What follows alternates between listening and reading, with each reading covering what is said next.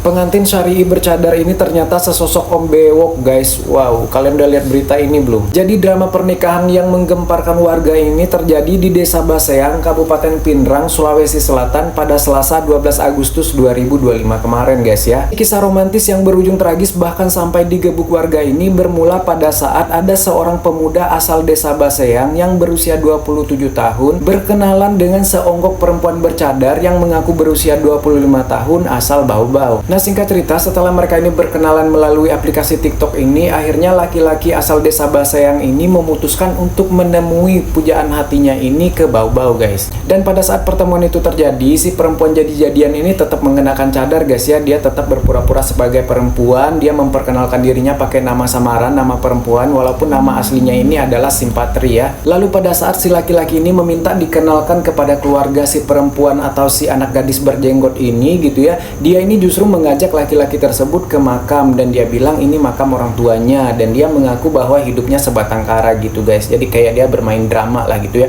drama sedih gitu ya. Nah, singkat cerita lagi, mungkin karena merasa simpati kepada si Simpatri ini atau mungkin juga sudah terlanjur jatuh hati guys ya, akhirnya si laki-laki ini memutuskan untuk mengajak si Simpatri ini pulang ke kampung halamannya untuk dinikahi guys. Nah, setelah beberapa hari Simpatri ini berada di rumah calon mertuanya ini, persiapan pernikahan pun sudah disiapkan gitu guys ya. Namun Simpatri ini tidak bisa menunjukkan identitas dirinya. Dia mengaku bahwa dia tidak punya KTP dan juga tidak punya kartu keluarga karena dia hidup semata wayang begitu ya. Dengan dramanya tadi, ceritanya orang tuanya udah meninggal, jadi dia ini anak sebatang kara lah gitu ya. Hal itu membuat keluarga calon suaminya ini mulai merasa curiga guys ya. Terlebih lagi selama di rumah itu Simpatri ini nggak pernah memperlihatkan mukanya atau wajahnya gitu ya. Dia nggak pernah membuka cadarnya. Simpatri sendiri mengaku dia membuka cadarnya pada saat mandi aja guys. Atas kejanggalan dan kecurigaan-kecurigaan itulah akhirnya pihak keluarga dari calon suaminya ini memaksa Simpatri ini untuk membuka cadarnya, tapi Simpatri ini tetap menolak. Lalu diiringi dengan kata tabik atau punten atau permisi dan disaksikan oleh keluarga calon suaminya ini, akhirnya dilakukan pembukaan cadar Simpatri ini secara paksa guys ya. Dan baru terlihat bahwa Simpatri ini adalah seonggok om-om berkumis, berjenggot dan juga gondrong guys. Buka ya.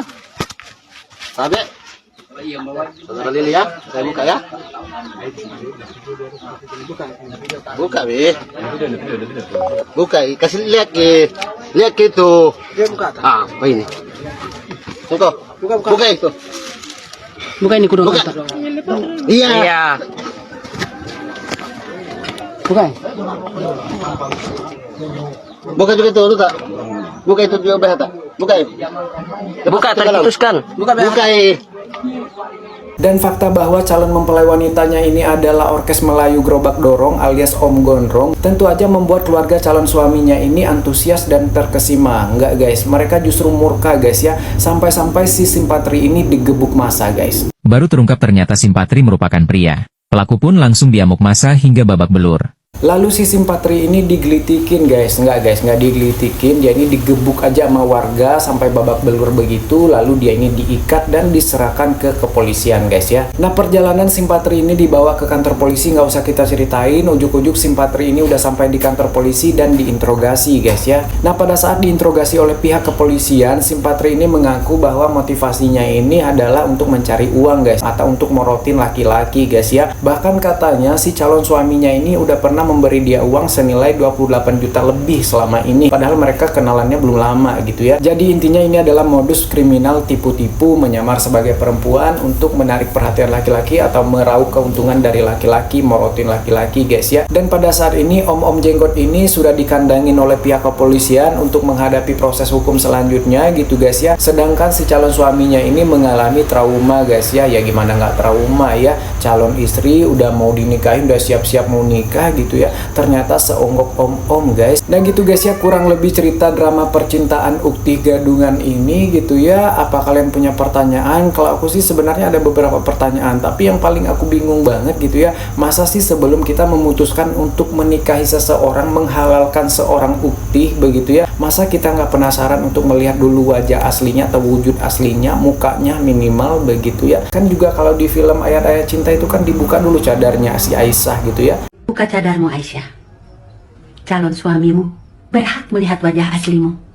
Desir pasir di padang tandus. Ya tapi nggak tahu juga guys ya, karena ini kan kejadiannya bukan di ayat-ayat cinta ya, ini lebih kepada ayat-ayat ciluk ba om bewok kali ya. TikTok. Di aplikasi TikTok. Memang kita di sana berwujud perempuan memang atau apa? Perempuan. Terus siapa yang ajak kenalan pertama? Dia.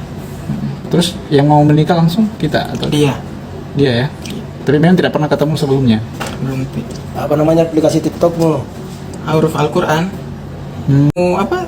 Kalau di TikTok kayak live saja. Pakai cadar begitu ya. Iya. Terus keinginannya langsung ke Pinrang? Langsung ke Pinrang mau menikah begitu. Iya. Itu ada foto preweddingmu. Gimana bisa itu? Itu ada Itu nama? hanya foto-foto saja itu. Itu foto saja. Terus datang ke Pinrang kapan? Tanggal 9.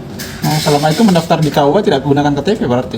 Enggak. Kan sudah aku bilang, enggak ada berkasku kalau mau menikah. Tapi katanya dia bilang, enggak apa-apa Ji, nanti di kampung yang urus penghulu toh. Adapun ada berkasku kan laki-laki, tidak mungkin kan? Nah, saya bilang enggak ada. Dia bilang tidak apa-apa, nanti tiba di kampung baru saya bicara sama imam. Tapi memang niatnya mau menipu korban atau hanya apa? Manfaatkan. Hanya manfaatkan. Berapa uang tunai sudah dikirim sama korban ke kita? 28 28 juta. lebih. 28 juta lebih.